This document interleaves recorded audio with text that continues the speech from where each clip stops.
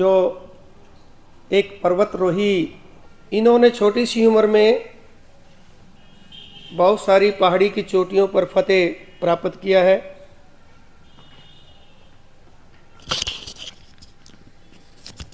आज विद्यालय के स्टाफ ने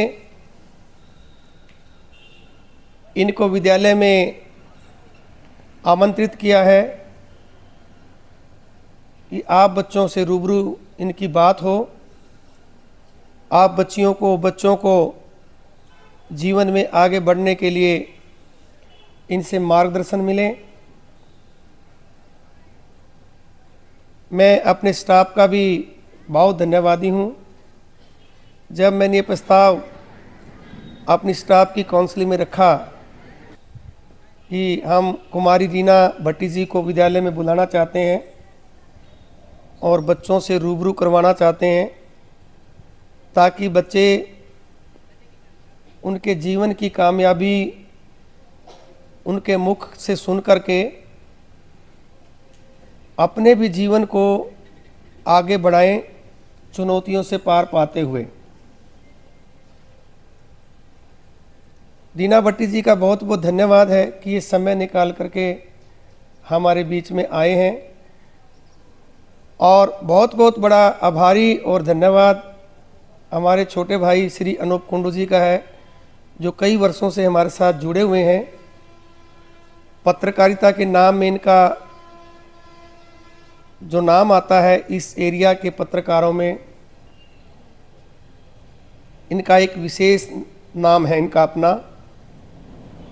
तो मैं ज़्यादा नहीं बोलूँगा, बस इतना ही कहूँगा कि बच्चों, आप रीना भट्टी जी के आप विचार सुने और उनको सुन करके उन चीज़ों को जो उन्होंने अपने जीवन में कठिनाइयाँ झेली हैं, उनको कैसे पार पाना है, ये आप बच्चों को अपने जीवन में उन चीज़ों को उतारना है। और बेसिकली रीना को इसलिए बुलाया क्योंकि मेरी जो +2 की छात्राएं हैं, बेटियां जो मेरी हैं, हंस रही हैं सारी की सारी, उनमें बहुत ऊर्जा है और हम चाहते हैं कि जो उनकी ऊर्जा जो है वो सकारात्मक काम में लगे, ना कि नकारात्मक चीज़ों में उनकी ऊर्जा खर्च हो। तो बेटियों से अपील है कि इस बात को ध्यान से सुनेंगे और जैसा हमारी आदरणीय रीना भट्टी जी आपको बताएं, वो सुन करके आप अपने जीवन में उन चीज़ों को लागू करने का प्रयास करेंगे। धन्यवाद। और बच्चों का भी बहुत बहुत शुक्रिया जो आज बच्चे इस प्रांगण में आए हैं। मैं रीना भट्टी जी को स्टेज पे बुलाऊंगा कि वो बच्चों से रूबरू हों और एक ऐसा भाषण मेरे बच्चों को दें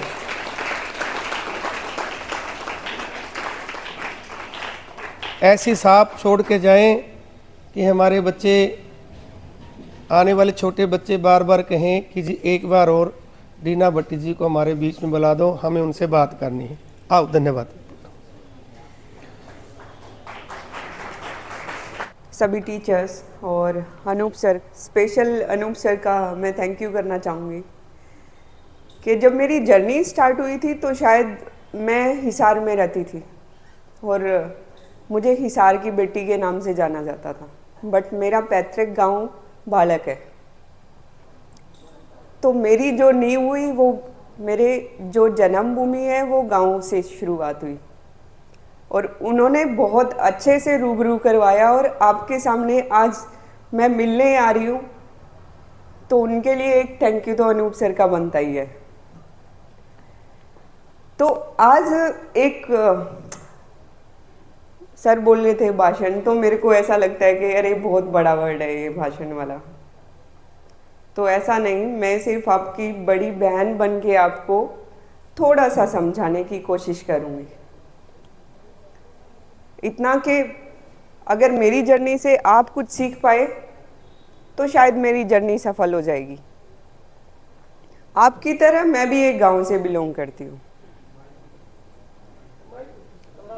ऐसे ही बिल्कुल नॉर्मल सी फैमिली से बिलोंग करती हूँ। मेरे पापा ट्रैक्टर मैकेनिक हैं, तो आपको पता ही होगा 4 बहन भाई हैं, तो उनके पास सिर्फ वो इतना ही कमा पाते हैं कि हमारा बहुत अच्छे से घर का काम चल सके। 8th क्लास तक मैं गांव में पढ़ी हूँ।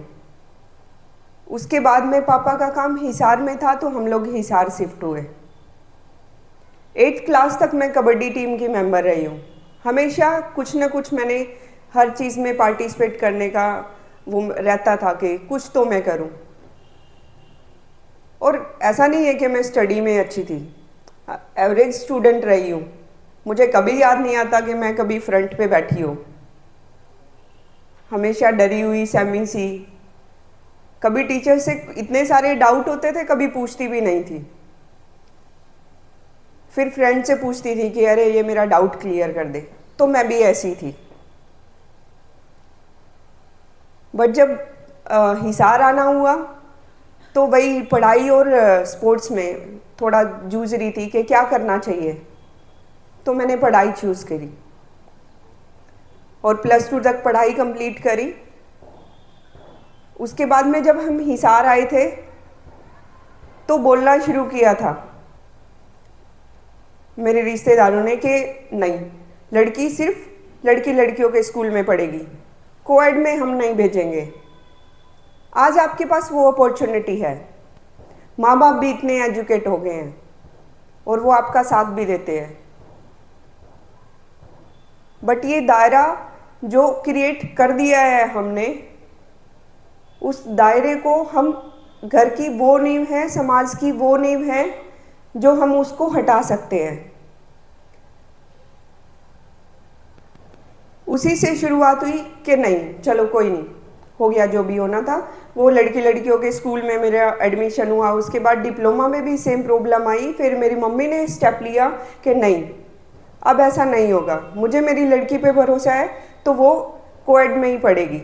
डिप्लोमा कंप्लीट करने के बाद में जस्ट मेरा ये हो गया था कि नेक्स्ट अगर मैं पढ़ाई करूँगी तो अपने सेल्फ डिपेंडेंसी पे करूँगी, क्योंकि अगर मैंने आगे बीटेक का ऑप्शन चूज़ किया तो उसमें कम से कम 4 से 4.5 लाख रुपए का खर्चा था, और वो बोझ मैं अपने पेरेंट्स को नहीं देना चाहती थी। वो दूंगी तो फिर पीछे 2 भाई भी हैं, उनका कैसे काम चलेगा। डिप्लोमा के बाद में ही मैंने जॉब करना शुरू किया और 3,500 से स्टार्ट किया था, और आज मेरे को 15 साल हो गए हैं काम करते करते। तो वो कंटिन्यूसली चल ही रहा था। चलते चलते एक मोमेंट पे ऐसा हुआ कि सब ठीक चल रहा है। घर पे मैं सपोर्ट सिस्टम भी, मतलब फाइनेंशियली हेल्प भी कर रही हूँ पापा की। उसके बाद ठीक है, मैं अच्छा खासा अर्निंग भी कर रही हूँ। बट कहीं ना कहीं ये था कि मतलब ये नॉर्मल सी लाइफ है ना, आगे 2-4 साल में फिर मेरी शादी हो जाएगी और फिर बच्चे हो जाएंगे, और ये लाइफ मैंने कभी उम्मीद ही नहीं की थी अपने आप से। हमारे अंदर बहुत कुछ होता है करने के लिए। कभी कभी जब हम अकेले में बैठते हैं तो खुद से क्वेश्चन कभी करते हो, और मन करता है कुछ करने का, तो वो क्वेश्चन आपके मन में हमेशा होना चाहिए। हेडल्स बहुत सारे आते हैं, ऐसा नहीं है कि आपको बहुत इजी लाइफ मिलती है। किसी भी सिचुएशन पे इजी लाइफ होती ही नहीं है। उसके बाद जब मैंने डिप्लोमा कंप्लीट किया, कंप्लीट करने के बाद में मैंने घर से परमिशन मांगी थी कि मेरे सब दोस्त दिल्ली गुड़गांव जा रहे हैं, एनसीआर, आईटी मेरा सेक्टर था, तो मैंने पापा से परमिशन मांगी कि सब जा रहे हैं तो मैं भी चली जाऊं क्या। मेरे पेरेंट्स ने बोला था कि जो करना है यहीं कर, बाहर जाने की परमिशन नहीं मिलेगी। बट मुझे रुकना नहीं था किसी भी स्टेज पे, और मैंने यहीं रह के जॉब करना शुरू किया। जब मुझे अमरनाथ यात्रा, जब मैं जॉब और घर स्कूल मतलब ऐसे जूझ रही थी ना चीज़ों को लेके कि क्या मतलब ये लाइफ नहीं चाहिए मुझे, तब घर से परमिशन मांगी थी कि मुझे अमरनाथ यात्रा जाना है, और मेरे को डर था कि वो मना कर देंगे। डरते डरते मम्मी से बात की थी कि मम्मी अमरनाथ यात्रा जाना है। उन्होंने कहा चल ठीक है, अभी तो टाइम है, देखते हैं, तेरे पापा से बात करती हूँ। यही होता है ना घर में। तो कहीं ना कहीं मैं जॉब कर रही थी, उनको थोड़ा सा भरोसा था मेरे ऊपर।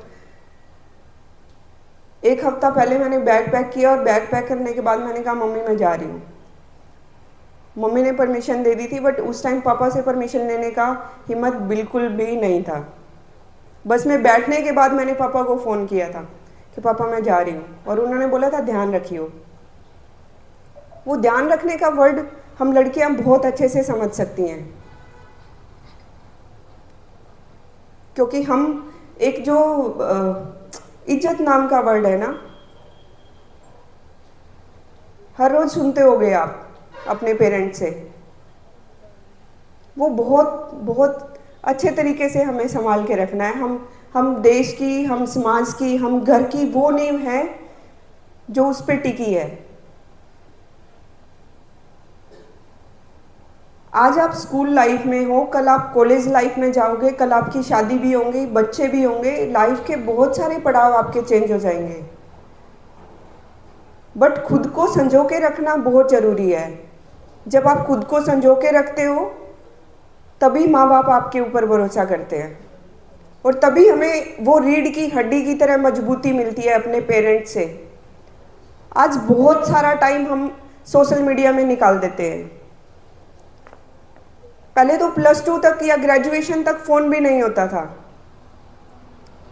आज 10वीं क्लास पास नहीं होते उससे पहले हमारे पास फ़ोन होता है, और 15 सेकंड की रील स्क्रॉल हम कितनी बार करते हैं, 1 घंटा 1.5 घंटा हमारा कैसे चला जाता है हमें पता भी नहीं चलता। और वही 1.5 घंटा अगर हम पेरेंट्स के साथ में या अपने बड़ों के साथ में अगर बिताएं, तो क्या उनको अपने बच्चों पे भरोसा नहीं होगा? कभी बैठ के देखना उनके साथ 5 मिनट और डिस्कस करना कि मुझे ज़िंदगी में ये करना है। भले ही वो एजुकेटेड ना हो, लेकिन आपको शिक्षा बड़ी अच्छी देंगे।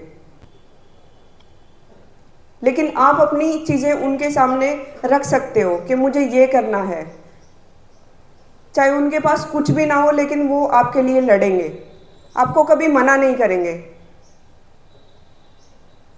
कभी अपने दोस्त से, जिसको आप अपना बहुत अच्छा दोस्त मानते हो, उससे भी बैठ के अगर बात करोगे ना, तो उसके अंदर भी एक जेलसी फैक्टर आ जाएगा कहीं ना कहीं। बट पेरेंट्स के अंदर ऐसा कभी भी नहीं आता। जब मैं अमरनाथ यात्रा गई थी तो मैं अपने रिश्तेदार या फिर दूर दूर की किसी उसमें अगर बात करूं, तो मैं पहली लड़की थी जो J&K गई थी और अपने घर से बाहर निकली थी। और सच में मुझे प्राउड फील हो रहा था कि अगर मेरी मम्मी को मेरे ऊपर भरोसा ना होता तो शायद मुझे ये ज़िंदगी में कभी मौका मिलता ही नहीं। और वो भरोसा हमने खुद बना के रखना है, और उस भरोसे के साथ में मैंने चादर ट्रैक किया है, AMC कोर्स किया है, माउंट किलिमंजारो किया है मैंने। माउंट किलिमंजारो करने के लिए 2.5 लाख रुपए का खर्चा मुझे चाहिए था, जो मैंने पर्सनल अपनी सेविंग बचा के रखा था। उन्होंने उस चीज़ की परमिशन दी कि जा तू यूज़ कर ले। ये कॉन्फिडेंस आया क्यों? सिर्फ इसीलिए कि उनको अपने बच्चे पे भरोसा था, और ये भरोसा हम उनके साथ बैठ के, उनके साथ टाइम बिता के, अपनी प्रॉब्लम शेयर करके ही जीत सकते हैं, अदरवाइज नहीं जीत सकते।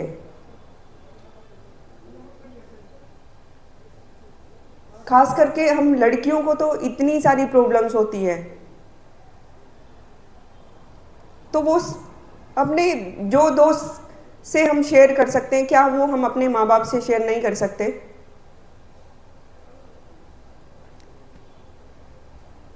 जब किलिमंजारो किया था तो मैंने तभी सोच लिया था कि मेरे को माउंट एवरेस्ट करना है। माउंट एवरेस्ट करने के लिए 30 लाख रुपए तो मिनिमम खर्चा होता है। बहुत सुना था कि स्पॉन्सर हो जाते हैं, हेल्प कर देते हैं, लेकिन कुछ भी नहीं हुआ। 2020 में कोविड स्टार्ट हुआ और हम लोग बिल्कुल पैक थे। 20, 21, 22 और 23 ये जर्नी थी मेरी माउंट एवरेस्ट की। बहुत बड़ा टारगेट था। मैं एक बिल्कुल मिडिल क्लास फैमिली से बिलोंग करती हूँ, जहाँ पे सिर्फ घर का खर्चा निकाल सकते हैं, और वहाँ पे 35 लाख रुपए इकट्ठा करना एक बहुत बड़ा चैलेंज था मेरे लिए। मुझे याद आ रहा है कि मेरी लाइफ में शायद कोई ऐसा पर्सन नहीं होगा जिसने ये ना बोला हो कि छोड़ देना, नहीं होगा। इवन मेरे पेरेंट्स भी फ्रस्ट्रेट होकर ये बोलते थे कि क्यों करना है ये सब, क्यों अपने आप को इतना तोड़ रही है, नहीं होगा। बट जब हम कोई बड़ी चीज़ का टारगेट बना लेते हैं ना, तो उसके ऊपर खुद विश्वास करना बहुत ज़रूरी होता है कि नहीं, मैं तो करूँगी, बस जो होगा देखा जाएगा। उसके लिए लड़ना बहुत ज़रूरी है। आज हमारे बीच में थोड़ी सी भी प्रॉब्लम आती है तो हम बैठ जाते हैं, एक दूसरे से शेयर भी नहीं करते। आजकल डिप्रेशन वाला जो वर्ड है ना, वो बहुत मिल रहा है, खास करके यंग जनरेशन में। अरे शेयर करो ना उस चीज़ को, दोस्तों के साथ में शेयर करो, पेरेंट्स के साथ में शेयर करो, जिस पे आप भरोसा करते हो उसको शेयर करो। सिर्फ एक थॉट ही तो है ना वो, उस थॉट में जाना ही क्यों है हमने। जब कोई बड़ी चीज़ हम सोच लेते हैं तो फिर उस पर काम करना शुरू करो ना उसको। मेरा जो मानना है, मैं ये मानती हूँ आज की डेट में, कि जब बड़ा टारगेट हो, अचीव नहीं हो रहा है, तो डेली प्रैक्टिस करो, डेली कुछ ना कुछ करो उस चीज़ के लिए। और वही मैंने किया। 21 में माउंट नून किया प्री एवरेस्ट, जिसके अंदर खर्चा भी कम था और एक टेस्टिंग पॉइंट भी था मेरे लिए कि मैं कर पाऊंगी कि नहीं कर पाऊंगी। 7000 की पीक लद्दाख में क्लाइम की। 22 के अंदर 17 आवर्स में 6000 की 2 पीक मैंने क्लाइम की, और मैं हरियाणा की पहली लड़की थी।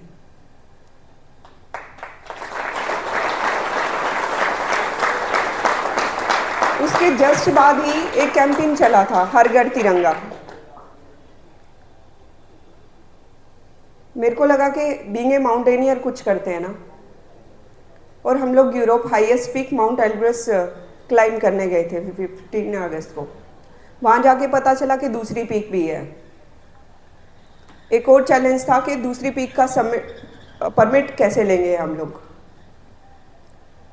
13 लोगों का ग्रुप था। 13 लोगों में से जो अपनी एक्स्ट्रा मनी लेके गए थे, वो सब ने इकट्ठा किया और उसका परमिट इशू करवाया।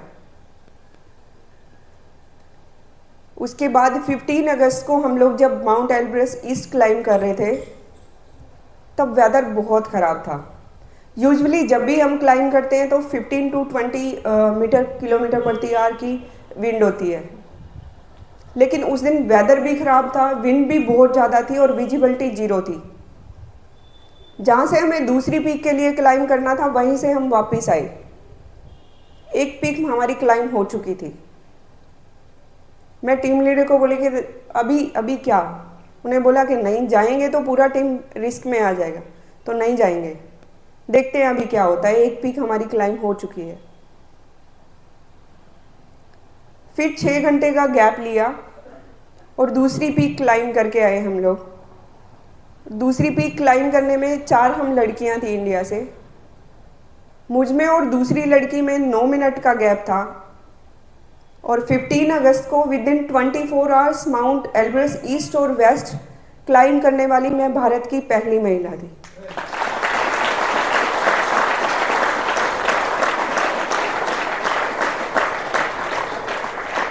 उसके बाद मुझे साथ भी मिला।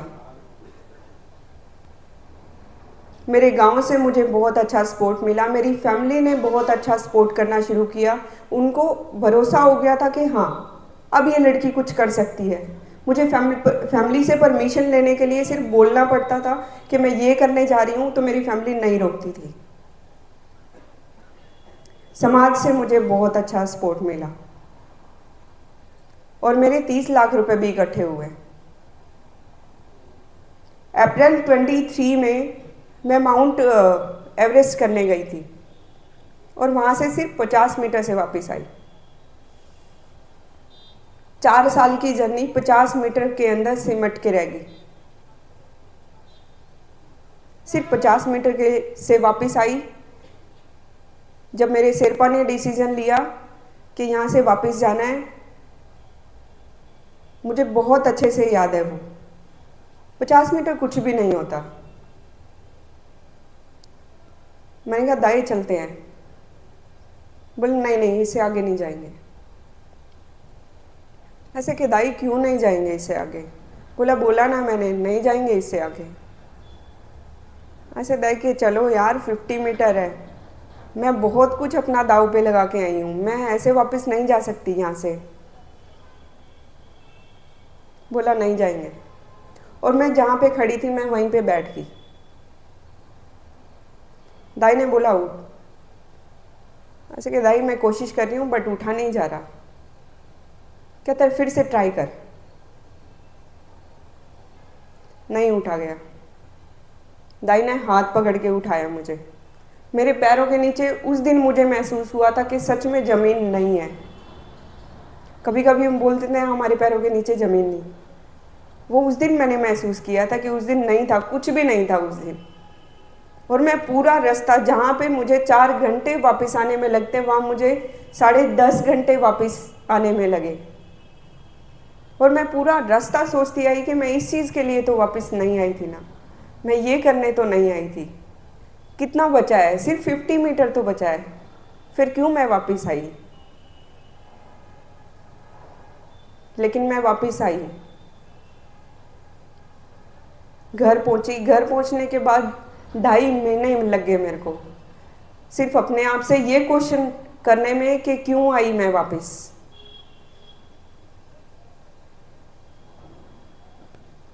हर रोज पूछती थी, मैंने सबसे मिलना बंद कर दिया था, मुझे आंसर नहीं मिल रहा था। मेरी जर्नी शुरू नहीं हुई थी, सिर्फ चादर ट्रैक मैंने किया था और मैंने अपनी डायरी में लिखा था कि मैं लड़ूंगी तो उन सब लड़कियों के लिए जहां से मैं बिलोंग करती हूँ। कितनी ऐसी लड़कियां हैं जो अपना सपना देखती भी हैं बट किसी रीजन से रह जाती हैं। किसी की शादी हो जाती है, किसी के पास फंडिंग नहीं होती, किसी के पास माँ बाप का सपोर्ट नहीं हो जाता। और उस दिन का मुझे वो याद आया कि मैंने क्या लिखा था। ये सिर्फ एवरेस्ट एक जर्नी है, मैं उसके लिए तो नहीं रुक सकती ना। वो थॉट मुझे याद आया उस दिन कि मेरे जैसी हजारों लड़कियां हैं हमारे समाज में, अगर मैं रुक गई तो फिर वो भी रुक जाएंगी। और कितनी ऐसी लड़कियां होंगी जो मुझे देख के ये बोलती होंगी, अरे ये लड़की इतनी मेहनत कर रही है तो मैं भी कर सकती हूँ। और मैं ही रुक गई तो फिर उनका क्या होगा? 2.5 महीने के बाद फिर से प्रैक्टिस करना शुरू किया और नोटिस बोर्ड पे लिखा कि मुझे नहीं पता मेरा स्पॉन्सर कैसे होगा, मुझे नहीं पता मेरे 30 लाख रुपए कैसे इकट्ठे होंगे वापस, मुझे सिर्फ हर रोज अपनी प्रैक्टिस करनी है। और अभी रिसेंटली मैं 23 के अंदर मैंने माउंट आमा डाबलम क्लाइम किया है, जो वर्ल्ड की 3 टॉप में से 3rd टेक्निकल माउंटेन है। एवरेस्ट से ज़्यादा टेक्निकल माउंटेन है वो। अभी तक इंडिया में सिर्फ 3 लड़कियों ने क्लाइम किया है, तीसरी आपके सामने है। और हरियाणा में मैं पहली पर्सन हूँ मेल और फीमेल कैटेगरी में। और अभी विंटर क्लाइम भी करके आए हम लोग जनवरी के अंदर। इंडिया की पहली टीम है जो विंटर क्लाइम करके आई है। 4 बार के बाद ट्राई करने के बाद विंटर क्लाइम हुआ है। तो गिरो पड़ो चलो दौड़ो सब करो बट रुको मत। और ये जर्नी मैंने जब मैं माउंट एवरेस्ट से वापस आ रही थी, वापस आने के बाद सीखा। उससे पहले तो सब अच्छा चल रहा था, हर एक सबमिट हो रहा था। हम जोश में होते हैं ना कि हमारा हर सबमिट होता है, बट गिरना भी बहुत ज़रूरी है और सीखना भी ज़रूरी है। जब एक पेशेंस नाम का जो वर्ड है, वो जब गिर के हम उठते हैं ना, तभी हमें समझ आता है कि वो कितना ज़रूरी है और माँ बाप का भरोसा कितना ज़रूरी है। तभी बोल रही हूँ कि जब हम डीप सिचुएशन में होते हैं तभी वो चीज़ें हमें समझ आती हैं और माँ बाप का साथ समझ आता है। तो सोशल मीडिया से थोड़ा सा दूर निकल के अगर अपने पेरेंट्स को थोड़ा सा टाइम देना शुरू करोगे तो आप किसी भी सिचुएशन से निकल सकते हो। वो सबसे बड़ा साथी है आपका। मैं ये नहीं कह रही कि आज आप स्कूल लाइफ में हो, कल कॉलेज लाइफ में होगे, फिर और ज़िंदगी के पड़ाव चेंज होंगे, बट वो हर पड़ाव में आपके साथ देंगे। आप ब्लाइंड फेथ कर सकते हो उस पर।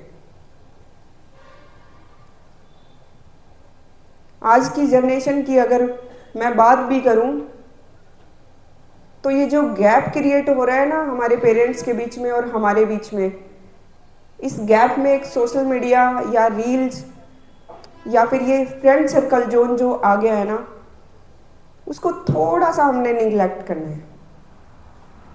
ज़्यादा नहीं, 10 मिनट का भी करोगे, 10 मिनट का भी कंट्रोल अगर हम लेके आएंगे तो वो बहुत काम आएगा। और कोई भी आप काम करो उसको फोकस के साथ करो, उसका प्रोसेस देखो। जब आप प्रोसेस देखना शुरू करते हो तो सच में आपको वो जर्नी भी याद रहती है और वो चीज़ें भी याद रहती हैं। बोलते हैं ना, रट्टा मारना है उसके बाद लिख देना है। रट्टा नहीं मारना है किसी भी चीज़ पे, उस प्रोसेस को समझना है कि प्रोसेस एक्चुअल में है क्या। जब आप एक प्रोसेस समझते हो तो वो प्रोसेस हम अपनी लाइफ पे भी डेली हम बहुत सारे ऐसे काम करते हैं अपनी रूटीन लाइफ में जिनसे हमारा फोकस भी बढ़ता है और मोटिवेशन भी मिलता है। बस समझने की ज़रूरत है। और अभी रिसेंटली के अंदर अगेन मैं मार्च के अंदर Dhaulagiri world 7th highest peak और Mount Everest world highest peak climb करने जा रही हूँ। तो आपकी ब्लेसिंग भी चाहिए और आपका साथ भी। Thank you. देव जी बहुत ही सम्मानित मेरे गांव बड़े गांव से बलराज वर्मा जी, दूसरे साथी मेरे बहुत पुराने, सेम नाम है बलराज जी, पवन शर्मा जी, मेरे बहुत अजीज मित्र सुमित पाठक जी, आशीष और तमाम स्टाफ सदस्य सबके नहीं जानता, और तमाम महिला स्टाफ और प्यारे बच्चों, आज का जो ये कार्यक्रम रखा गया है इसके दो मुख्य कारण हैं। हम लगातार देख रहे हैं कि हमारे समाज में प्रतिभाओं की कमी नहीं है, लेकिन उन प्रतिभाओं को सही दिशा और सही मार्ग और सही मदद कब मिल जाए, कैसे मिल जाए और जिस वक्त उनको जरूरत है उस वक्त मिल जाए तो वो प्रतिभा कुछ भी करके दिखा सकती है। और इसका एक जागता जो उदाहरण है वो रीना है आपके सामने। अभी इन्होंने अपने जीवन के बारे में आपको बहुत सारी बातें बताई और आप में बैठे हुए सिर्फ लड़कियां नहीं लड़के भी इससे रिलेट कर सकते हैं।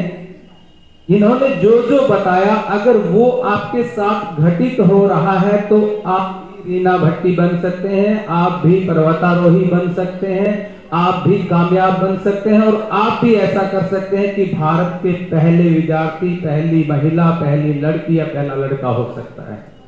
ये सरकारी स्कूल में पढ़ी, आप सरकारी स्कूल में पढ़ रहे हैं। इसके पिताजी साधारण परिवार से हैं, आपके पिताजी साधारण परिवार से हैं। इन्होंने गुरुजनों का मान सम्मान किया, आप गुरुजनों का मान सम्मान कर रहे हैं।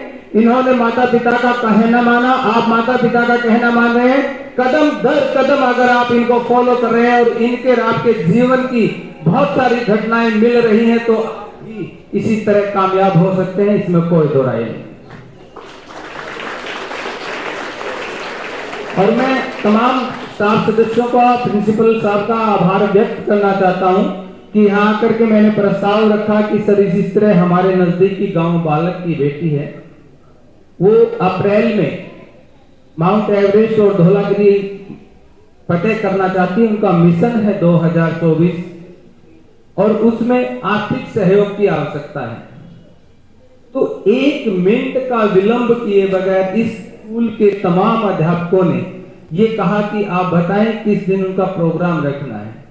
हमने डिसाइड किया था कल आप लोगों का जो पार्टी थी, फेयरवेल पार्टी इस करके कल आना था, लेकिन उन्होंने आज का, और मैं आभार व्यक्त करता हूं। इतनी राशि देने को कोई भी दे सकता है, कोई भी दे सकता है। प्रिंसिपल साहब खुद दे सकते हैं, स्मित पात्र जी दे सकते हैं, पवन शर्मा जी दे सकते हैं, बलराज जी दे सकते हैं, लेकिन ये कंट्रीब्यूशन क्यों किया गया? मामला पैसे का है, पैसा चाहिए। ये लड़की पहले 35 लाख रुपए लगा के अभी बता रही थी मात्र 50 मीटर की दूरी से वापस आ गई। आपको पता है यहां से 50 मीटर वो गाड़ी खड़ी लगभग इतना होता होगा। आपको दिख रहा है कि आपकी मंजिल सामने है, आप उसको अचीव कर सकते हैं, उसके बाद आपको वापस लौटना पड़ रहा है, तो क्या हो सकता है उसमें?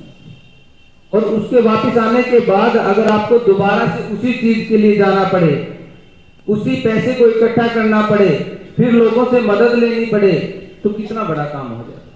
लेकिन आज की ये जो मदद है ये मायने नहीं रखती कि छोटी है, बड़ी है, बहुत बड़ी है।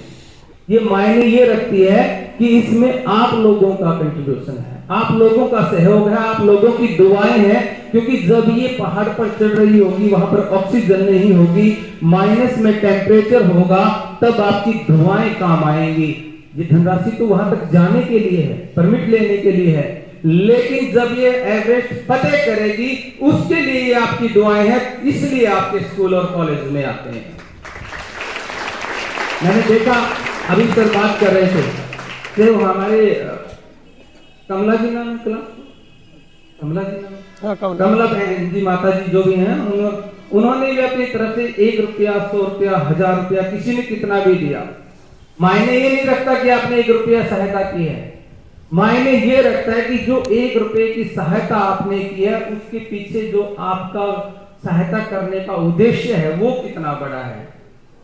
आप देखते हैं कि आपकी एक बहन, आपकी बेटी आज पर्वत पर जाने के लिए तैयार है, तो जब इनको पैसे के साथ साथ दुआओं की जरूरत होगी तब यही बच्चे दुआ करेंगे। हमने ऐसा पहले भी देखा है, बहुत सारे पर्वतारोहियों के साथ ऐसा हुआ है कि वो पर्वत पर है और वेदर साथ नहीं दे रहा, तो यहां पर यज्ञ किए गए कि वो कामयाब हो जाए और उन दुआओं का असर हुआ। ऐसे ही आपकी दुआएं काम करेंगी, इसलिए यहां पर आए हैं।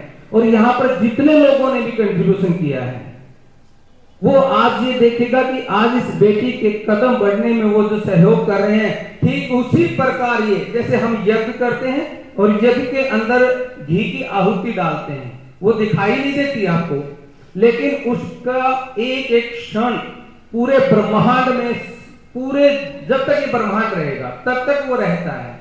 उस आहुति का डाला हुआ सर, आप उसके अंदर मिर्ची डाल करके देख लें, आप जो आपका कुंड बनाया है आपने, मिर्ची डालने तुरंत असर आ जाएगा, आपको धांस चढ़ जाएगी, खांसी उठ जाएगी।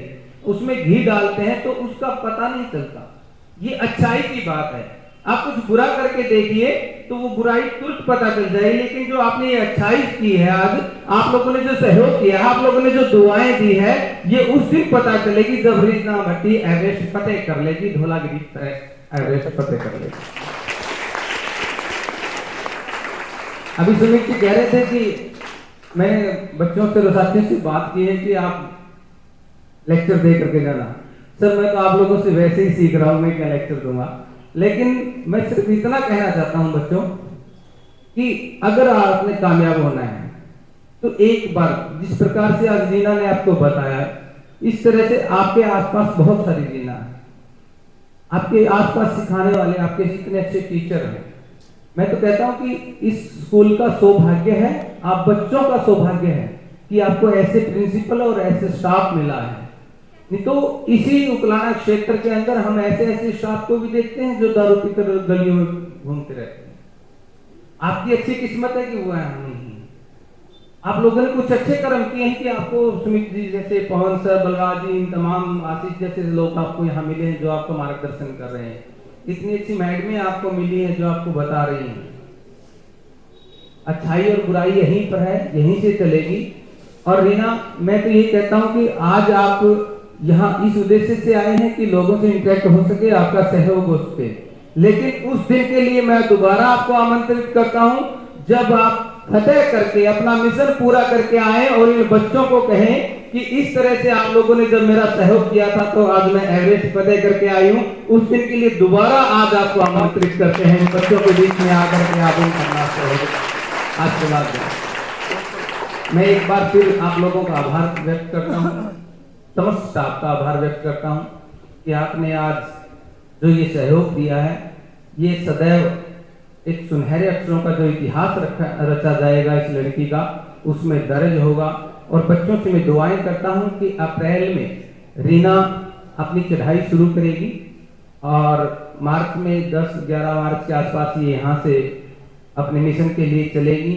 तो आप उस दिन से लेकर के दुआएं करेंगे कि अपने इलाके की ये बेटी, अपने इलाके की ये बहन अपने मकसद में कामयाब हो। और इस बार ये 50 मीटर पीछे की बजाय उससे 50 मीटर आगे जाकर के झंडा गाड़ दे और कह दे कि की बेटी जिसने एक साथ दो एवरेस्ट फतेह कर दिए, धौलागिरी और माउंट एवरेस्ट, वो रीना।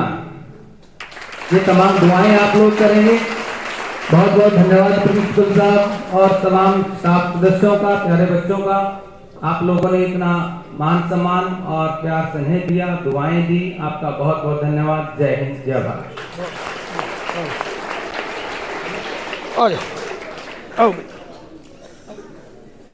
बट्टी के संघर्ष की कहानी सुनी और जब हम कामयाबी की तरफ अपना रास्ता चुनते हैं तो रास्ते में बहुत सारी बाधाएं और हमें संघर्ष करना पड़ता है।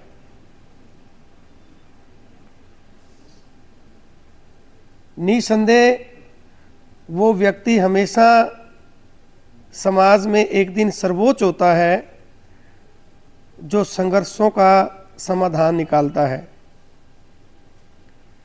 जो कठिनाइयों से डर कर के घर में बैठ जाता है वो भविष्य में कुछ नहीं कर पाता।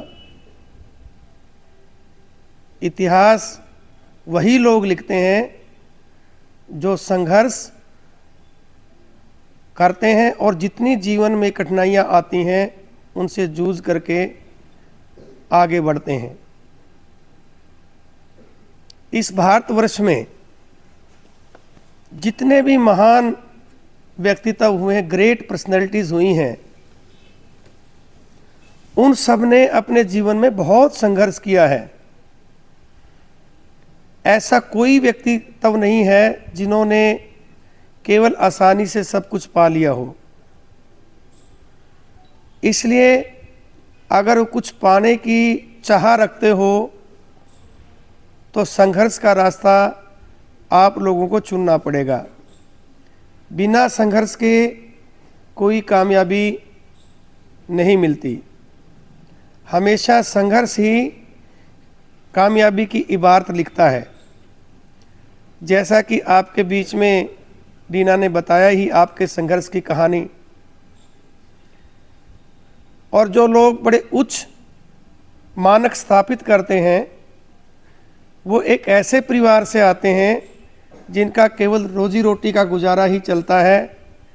परिस्थितियाँ सारी विपरीत होती हैं, परंतु उनका जो लक्ष्य होता है उस लक्ष्य को भेदना ही उनका एकमात्र, उनका सर्वोच्च लक्ष्य होता है। जब वो अपने जीवन में चीज़ सोच लेते हैं कि मैंने इस लक्ष्य को प्राप्त करना है, वही उस लक्ष्य को प्राप्त कर पाता है। तो आप मेरी सभी बेटियां जो आज +2 में, जिनको आज रोल नंबर दे करके मैंने परीक्षा के लिए भेजना है, कल उनकी विदाई पार्टी थी। बेटियों, सारी साल 6 महीने तक हम आप लोगों से नाराज़ भी हुए, गुस्सा भी हुए, प्यार से भी बात की। ये एक अध्यापक का फर्ज होता है। अध्यापक उस कुमार की तरह है जिसकी जिम्मेवारी होती है कि अच्छे बच्चों की फैक्ट्री लगाना, बच्चों का जीवन उच्च स्तर का बनाना। हर एक बच्चे का आदर्श अध्यापक होता है और अध्यापक ही वो इंसान है इस पूरे संसार में जो बच्चों को सद्मार्ग के ऊपर भेजता है। वही वो रास्ता बताता है कि आपने किस रास्ते पे चलना है। ये बच्चों पे निर्भर करता है कि बच्चे अपने अध्यापक के द्वारा बताए हुए रास्ते को कितना ईमानदारी से तय करते हैं। तो आज बेटियां जो +2 की हमारे बीच में कुमारी रीना को सुनने के लिए आई हैं, मैं उनका भी बहुत आभारी हूँ। +1 की छात्राओं का भी बहुत आभारी हूँ। मैं उम्मीद करता हूँ कि मेरी बेटियाँ हमारी रीना बेटी जैसी होंगी।